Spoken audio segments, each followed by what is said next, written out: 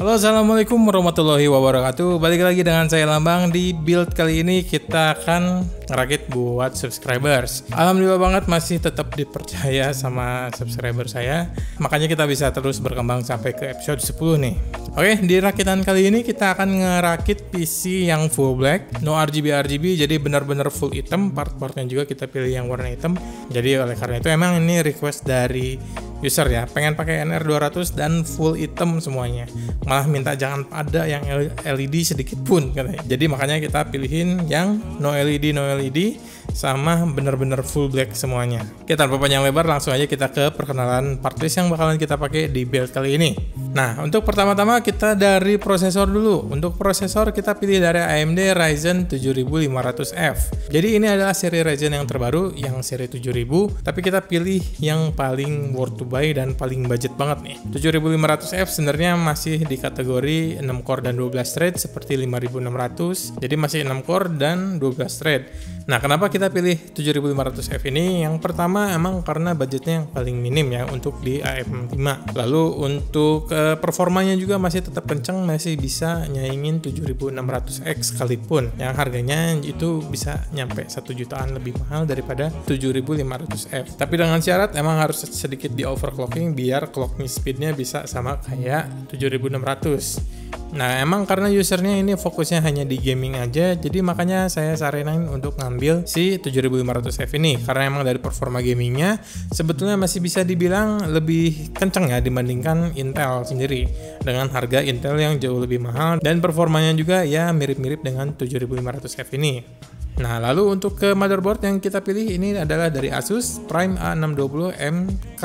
Kenapa kita pilih Asus Prime ini? Karena ini adalah satu-satunya motherboard yang saya cari-cari ya, yang bisa muat di casing NR200 ini. Sedangkan motherboard yang lainnya ini nggak bisa masuk, entah itu kepanjangan kalau nggak kelebaran, yang intinya terlalu besar untuk di dalam casing NR200 ini. Tadinya juga saya emang budgeting dari awal itu pengen carinya itu B650, karena emang tujuannya pengen overclock si 7500 ini, tapi sayang sekali nggak bisa nemuin motherboard yang bisa masuk di NR200 ini. Oke, itulah pemilihan motherboardnya. Langsung kita ke RAM. Nah, untuk RAM yang kita pilih ini adalah dari Corsair Vengeance 32GB. Si speednya ada di 6000 MHz. Nah, untuk looknya juga Corsair bisa dibilang ya lebih clean lah ya. Udah familiar banget ya kita dengan bentuk-bentuknya RAM Corsair.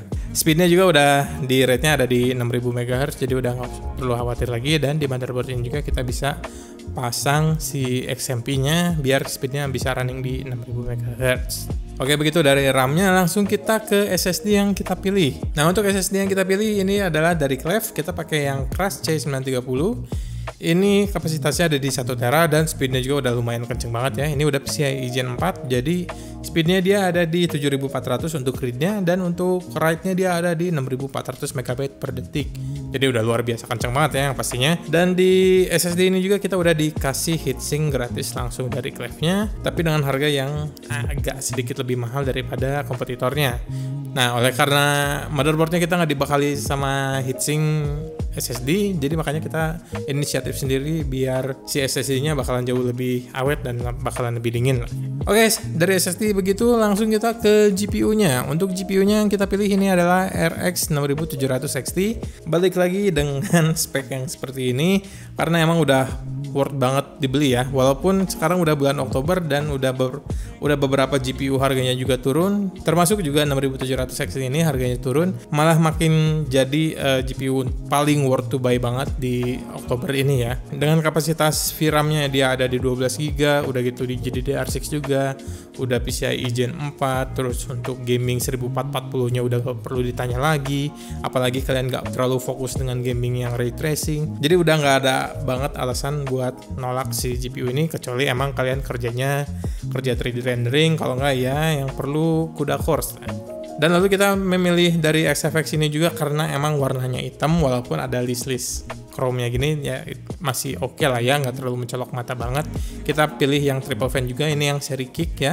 Untuk performa coolingnya udah nggak perlu tanya lagi lah ya. Oke, begitu dari GPU-nya langsung kita ke CPU coolernya. Untuk CPU coolernya kita pilih dari ID Cooling SE224 XTS yang warna black. Nah, untuk di harga 300 ribuan sebenarnya ini udah cukup banget ya untuk ngedinginin chip yang TDP ratingnya ada di 65 watt seperti 7500. Ya mungkin bisa overload ke nyampe ke 90 atau enggak 100 watt, ini masih bisa ngehandle.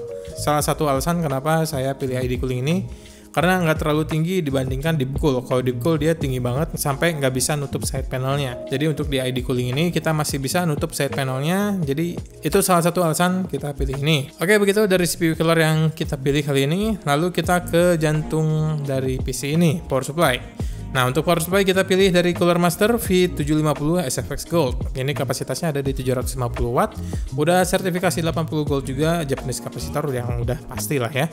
Lalu udah full modular juga, jadi ya jauh lebih rapi lah untuk ke build-nya, dan juga ini form factor-nya udah SFX yang kecil. Kenapa kita pilih ini? Karena kebetulan kita dapat barang bekasnya yang harganya juga udah cukup lumayan ngedrop ya daripada barang barunya. Oke, last kita ke casing ya. Untuk casing yang kita pilih ini adalah Cooler Master NR200P yang warna hitam. Jadi ini kita pakai seri yang P ya. Ini juga kita dapatnya second tapi masih mulus banget. Dengan harga yang sama dengan NR200 baru, kita udah ngedapetin dual fan di atas, kita dapat tempered glass, dan juga kita bisa ngedapetin vertical GPU mount. Lalu udah dikasih PCIe risernya juga walaupun masih Gen 3. Nah, dengan harga segitu ya ini jauh lebih worth to buy banget, apalagi ini kata usernya baru banget dipakai beberapa minggu doang karena emang kurang cocok dengan bentuknya, jadi dia jual lagi. Oke, begitu part-parts yang dipakai di build kali ini. Untuk harga-harganya kita tampilin sekarang ya.